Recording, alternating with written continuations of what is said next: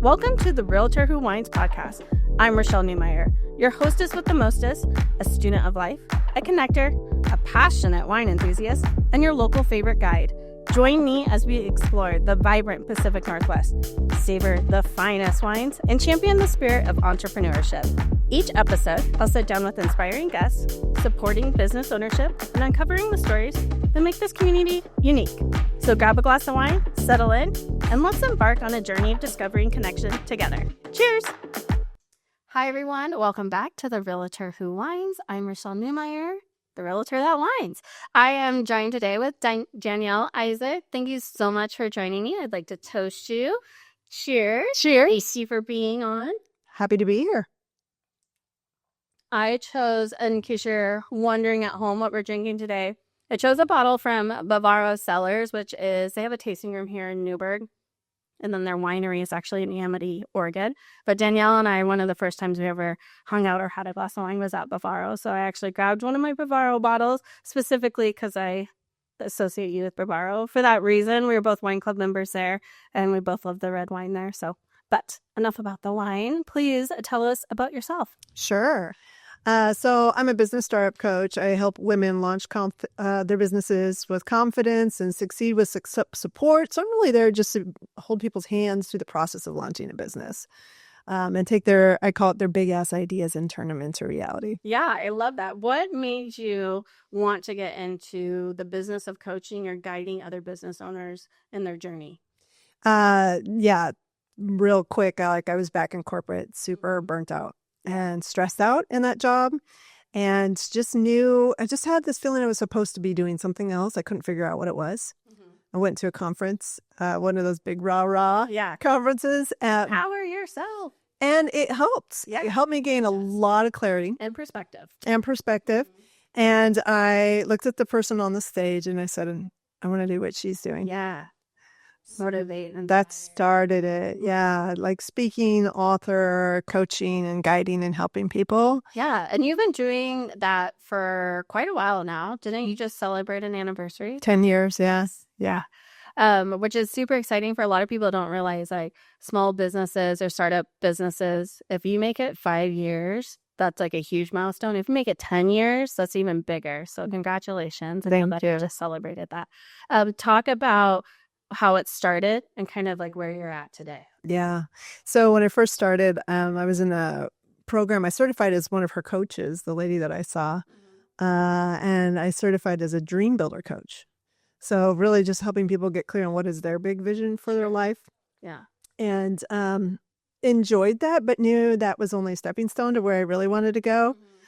It wasn't until I found out how hard it is to start up a business and struggled through that process myself for so long that I realized, like, it takes a higher level of support for many people to be able to launch businesses. And I had a coach who came in and really rescued me at a time when I was ready to give up. Yeah. And I was like, I want to be that coach that's holding somebody else's hand so they don't give up, right? Help push them through, so they actually, because it's not easy, but if you push through, right, if you have the right support, you can really get a lot further than you would on your own. Yeah. Well, and sometimes you also just need that outside perspective to, like, someone else looking at your business outside in to help you see the holes, or where you have great structure, where you don't have structure, an area of focus that you might not realize, like, oh, I should be going this direction with my business versus this way. Because sometimes we won't pivot because then it's like, no, I said I was going to do this. And then when somebody meets with a coach like you and you're like, are you sure? Like, this has a little bit more clarity. And actually, I think you would enjoy this version more. And sometimes I feel like there's pushback, like, no, I said I was going to do this, and that's what I'm going to do. And so that's why it's nice to have a coach or someone to guide you to be like, yeah, but I'm telling you, when you talk about this topic, you're way more into it than when you're talking about this. Like, this might be important to you, but you're actually passionate about this. Exactly. And you can always tie this in, Yeah. So if someone was starting a business, what is the first piece of advice that you would give them? I think I always tell people the first thing is just to write out your vision of what you can see from the level that you can see it. And that comes with a caveat of you have to let go of the how. Yeah. Because if you're trying to figure out how while you're trying to figure out the what, it'll hold you back from actually seeing the big picture. Sure. So like put the how on hold, or whether you think it's possible or not, put all of that on hold and just say, what would I absolutely love? If there's no boundaries, money wasn't an object, what would I love to do? Yep. Yeah, that's a great. And then once they have that down on paper, is that when they should start focusing on the how? Probably not. Okay. The piece that I tell people is, first of all, when you have a big dream like that feels impossible, that's a big ass dream, is when it feels impossible. Yeah. Most of your mind is going to tell you you can't do it, you can't have it. It's going to try to interrupt and stop you from going in that direction. So what I tell people is just take little baby steps towards it. So just what's the next step I can take? And just, it can be anything. It could be like, I'm going to draw out my dream home, or I'm going to start writing out a mini business plan or something to start creating tangibility around the idea. But baby steps towards that, or even meeting people who are doing kind of work that you want to do and interviewing them. Yeah. Like, how's it going? What's worked for you? What hasn't? When you meet with someone that's just getting started, how often is it about, well, I'd love to do this business, but I don't have this kind of money? Like, do you have a lot of those conversations, like people that are worried about the financial piece of it? I mean, I think that's very realistic for a lot of people. A lot of people, for example, see the value in hiring a coach, but it's hard to justify hiring a coach when you're not making any money yet. Sure. Right? And then I'm like, but you have to reverse your thinking. You have to invest in that dream ahead of time before you're making money. So, yeah, I think people let money hold them back from doing anything that they would love. Yeah, that's so true. I was talking about that on a different podcast with one of the winemakers about like how many people don't get into wine because they're like, well, I don't have enough startup cash. And sometimes startup is just starting up, put some sweat equity into it. Like you said, like getting the stuff down on paper, and then maybe aim for like that one deal. And once you have that one deal, then hire your coach. So at least you have a paycheck that you can be like, okay, I'm not going to keep this. I'm going to give it to my coach so I can get multiple paychecks. What does coaching look like? Like if I was starting a business today and I gave you a phone call, like what would our setup look like, or how often would we meet, that kind of stuff? Yeah, it really just depends on what type of client I'm working with. But basics are, so I'm somebody who's good to hire before you get your one deal, because I'm going to help you get your one deal. Got it. Because for me, I'm working with people who are inventing a business where we need to really structure it and say, what exactly is it that you're selling? So really trying to take that concept and creating a service and or product out of that, and then figuring out how to monetize that. Who's going to want to buy this? Who's your ideal client? How do you get out in front of them? How much are you going to charge? So I'm really helping them with those basics first. Sure. For the ones who either we've already done that work or they come to me after they've done that legwork, then it's really like, how do we start getting you out there so people know you exist? Right. How do you actually get clients? You got to get in front of them. And they got to be clear on what you're offering so that they are saying, yes, you're the person I've been looking for. Where have you been my whole life? You know, Right here. Yeah. And so you need to get out in front of people so they actually know you exist. And that's how you start to land those clients and build that confidence up. How do you find clients to coach? Like, are they coming to you, or are you out also meeting people? Like, how does that work? I mostly get clients through networking and then speaking. Yeah. And so for anyone that's listening, you are available for speaking gigs. Like if somebody wanted you to come in, like what kind of, like, I don't want to say gigs again, but like what kind of events, workshops, conferences, what kind of things do you speak at? Yeah, so I love working with women, so women audiences and women who are like looking for inspiration. Yes. And so one of my talks is how to turn your big ass dreams into reality. And so it's super motivational. Definitely. People walk away just feeling inspired and motivated. And we just high level, here are the roadblocks you're going to have to come in with, or you're going to hit, and then the mindset that you're going to have to come in with if you really want to make this dream a reality, right? Yeah, definitely. So that's a good broad topic. And so for audiences that are looking to just really uplift their audience through that motivational speaking, that seems to do really well. And then the other topic that I've been speaking on this year is how to tap into your deep-seated soul story and why. because you really got to be anchored in that to really be able to push through the uncomfortable parts of launching a business or growing a business even. Yeah.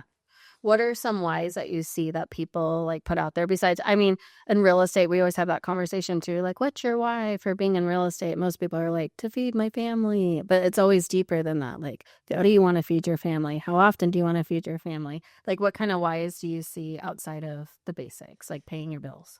Yeah, it is a multifaceted, because part of it is like, this job is killing me, and if I stay in it another year or two, I'm going, like for me, Right. I'm going to lose my mind if I have to stay here another year or two. So reality is I can't stay where I'm at. So that's usually a big driver.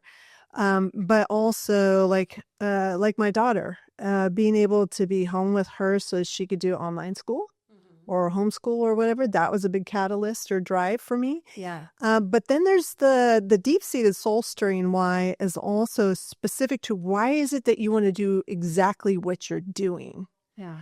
And that is always so cool to get into, because it's their story of like, well, I had this thing happen and it was a hard moment in my life usually.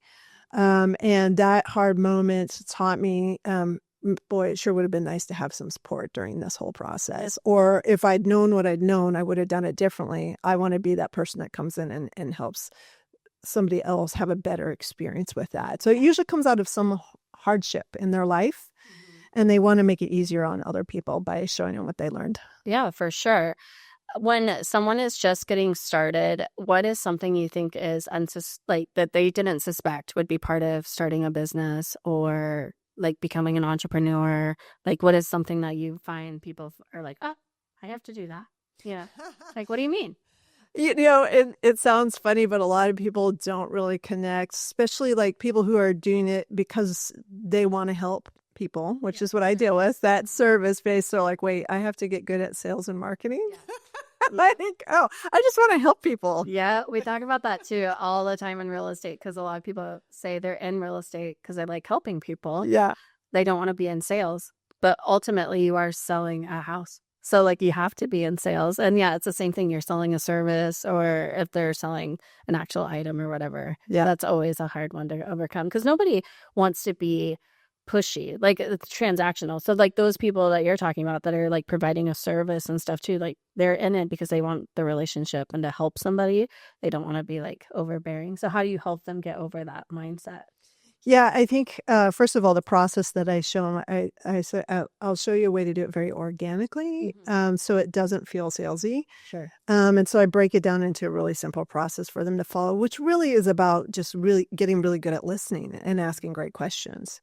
Because if you can really assess what somebody's needing and looking for, and even the things they aren't saying, right? But just getting really good at listening and asking questions, then you can start to create a service that is an answer to that prayer, I say, because a lot of times people are like they're like struggling in a really big way around something. And they're looking for answers, and maybe they've been even praying on it for a while. And then you come along and you're the person who has the answer for them, right? But you've got to be able to convey that in a way that they get that. And that's what the sales process is you just get really good at listening and finding out how they're languaging it, and then reflect that back that you heard them.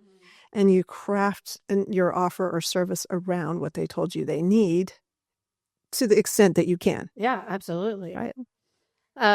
Throughout this whole process, so you've been in business 10 years. What are some major shifts that you've had to make in your own personal business, or like once you like have pivoted or changed your journey a little bit? Like, what are some of those milestones for you?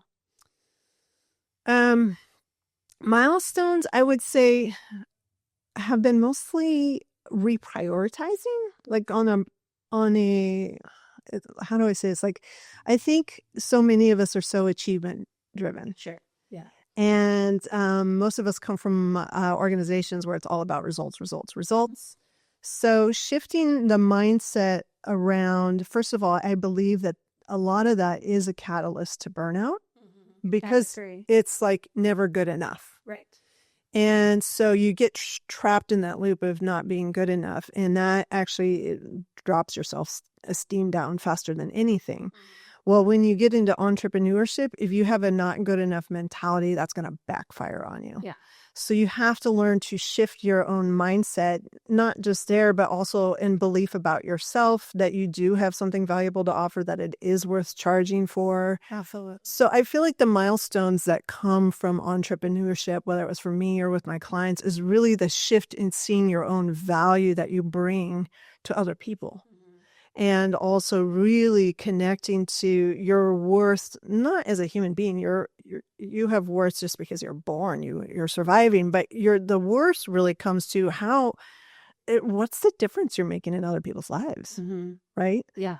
That to me is when you can make those kind of shifts, those are milestones in your business, because that's when you can charge more money or charge what you're worth, or right, and you become marketable. And I think that's what a lot of entrepreneurs struggle with is, what is my value? How much should I charge? Because back to what you just said about people getting into whatever field they're getting into out of the heart of service and providing, they're then are like, well, I don't want to charge that. And like just helping them see like, well, but you also still have to eat. Like, and you are providing a service. Like, this is your job. This is your career, your business. How do you help guide them on like choosing the right pricing for their business and their service?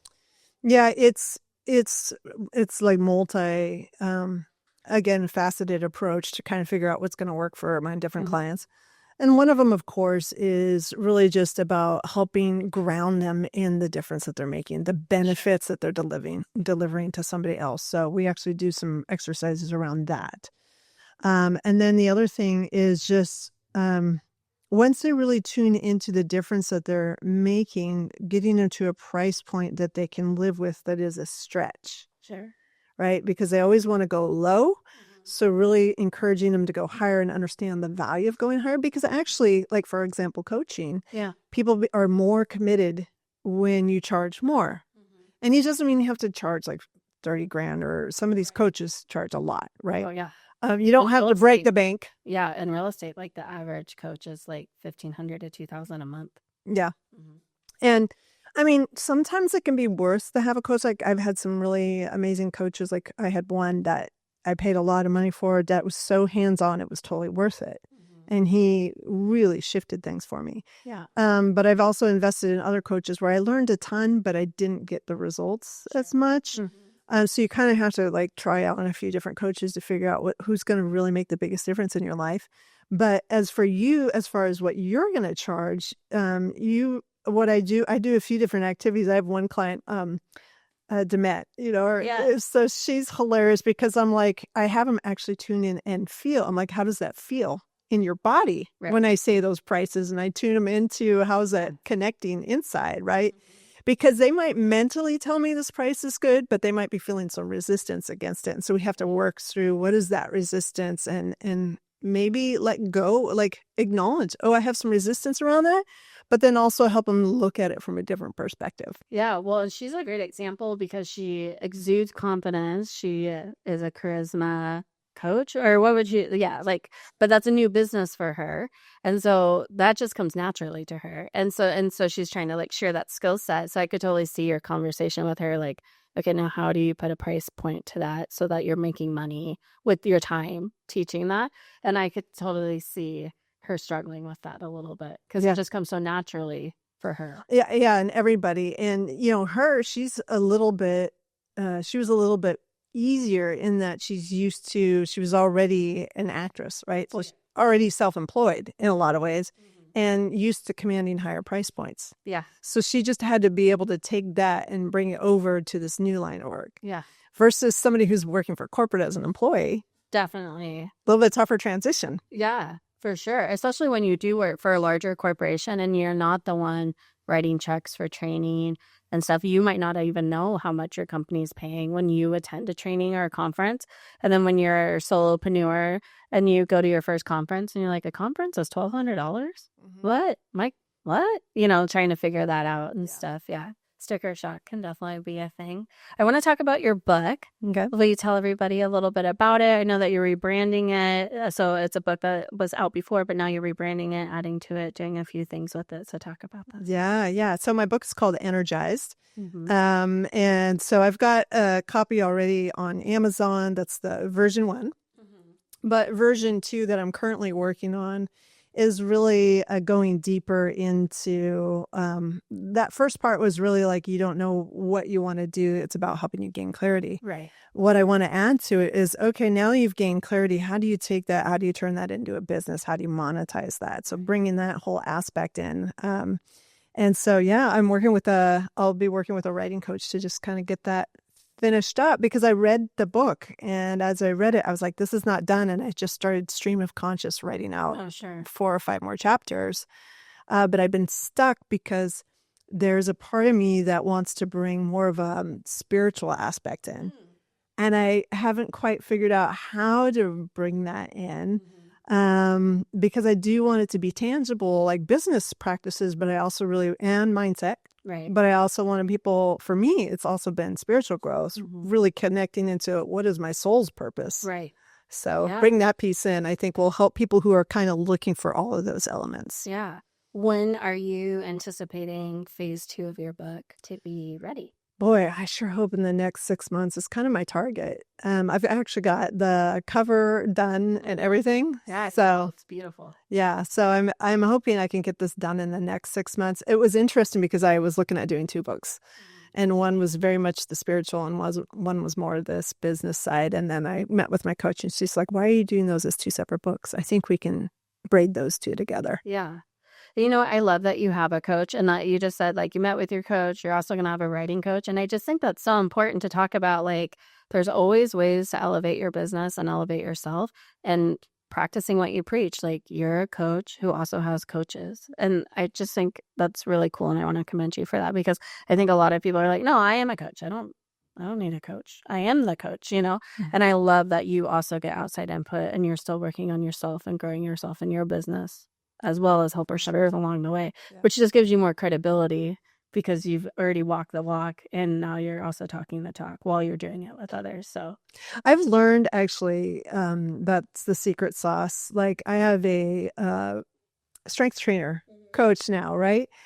And I wouldn't be where I am without her guiding me on what specific exercises to do with my particular body type. You know what I mean? Yeah. So getting that specific guidance I have found is like the secret sauce to actually achieving what I say I want to achieve because I don't know what I don't know. I don't know anything about strength training. So having her expertise has been invaluable to me. And breaking it down into small bite-sized chunks that I can drink. People that specialize to strength training specifically, like as we age, we need different training for our bodies, right? So it's just the same with your business. As your business ages, you need different coaching, things like that. So you specialize specifically in like getting the idea, getting your business off the ground, like the 0 to 5 years, would you say is your average client? Absolutely. Yeah. And I was even just meeting like with a investment group that works with women who are investing. And just we talked about how to monetize their idea. So they've got this beautiful community, but how do we start to monetize that and make money on it? So because a lot of people are doing that because they want that to be their job. So how do we do that? How do we turn that into actually paying you so you can make a living off of it? Yeah, that was actually super fun. And I was surprised. I belong to this group. It's women who invest in real estate, and it's full of investors, flippers, money people, realtors, all the things. And I went to this conference. When I got there, Danielle was talking. I was like, "Hey, I know you." And I was like so excited. And I was excited for everybody else to receive your message too. And since then, I've been to a couple other events, and they have brought you up multiple times about like, remember what Danielle said? Danielle said, anytime somebody starts to be like, well, I don't know if I can do that. Someone's like, remember what Danielle said at the conference? So very cool. No, that was super cool. How does someone get in touch with you if they are like, hey, I think I need some coaching or some guidance? Like, how would someone get in touch with you? Yeah, easiest way is just to go to my website. So it's energizedbusinesses.com or also DanielleIsaac.com. Yeah, we'll also tag that in YouTube and on the podcast website as well too, so people can find you that way. If someone was interviewing coaches or trying to figure out like how do I choose the right coach for me? What are like some good questions that you think they should ask, or what are some things that they should consider when looking at different coaches and who to work with? That's actually a challenging question for me. Sorry to put you on the spot. No, it's all right. I guess I could go to like, what do I look for in a coach just based off of my experience? I think, first of all, I think they all have value, but I'd say if you find that you're resistant to a lot of what they're saying, if what they say doesn't align with you, that's a red flag. And it doesn't mean that they're a bad coach. It's just they may not be the coach for you, right? So just paying attention to your own signals inside that say like, this person I resonate with, I feel good, I'm comfortable around them. For me, my clients have to be comfortable. It's about telling me about both the good and the bad. Right. Because if they're struggling, I need to know about that so I can help them. So they need to be comfortable enough, or it's almost like a therapist's relationship. Right. Where they can be be a business focus. What's a business focus where they can be candid with me, right? Absolutely. And then we can work through whatever they're struggling with, personal or professional. So, so you kind of have to figure out but I've had coaches that, they stretched me they were a little bit tougher for me to work with, but they also really stretched me in ways that I wouldn't. So, you kind of have to figure out what's going to work for you. I do think for most startups, not all because everybody's different, but most startups need a pretty high level of hand holding. Oh, sure. So if you don't have a coach that's really willing to just hold your hand and walk you through the process, and you're somebody who knows that you strive with that, you got to pay attention to. Don't think that you have to sell yourself short with this coach if they're not willing to do that. There are coaches who are, right? So just finding the right one for you. Yeah. Well, and I would say my experience with coaching is, and I believe that you offer this, so correct me if I'm wrong, you do in-person coaching, but you also will work with people outside of Oregon via Zoom, right? And so that's something else to ask too, is like, hey, do you meet via Zoom? Is it always in person? How often do we meet? Because I know some coaches meet once a week for an hour every week. Some coaches meet once a week for only half an hour. Some it's every other week. What kind of programs do you typically see or offer?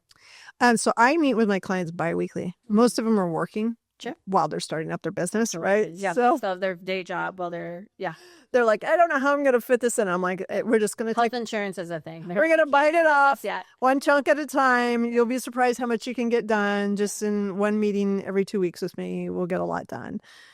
So that's typically what I do, and they're 90-minute sessions. And then I've had a few clients where it's like we're on an accelerated path and we're meeting like at least once a week, and maybe somebody with a different background. We're in launch mode, like we're full-blown launch mode. Yeah. So I do have a handful of those, but most of my clients are not like rushing into anything. They're in the beginning. Stepping in it slowly. Yeah. Yeah.